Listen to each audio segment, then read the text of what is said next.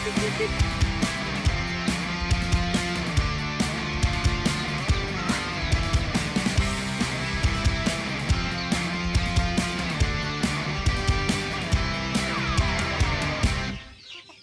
yun mga idol, pakain muna tayo ng mga alaga nating pato at manok. Kita nyo naman, nasigla nila.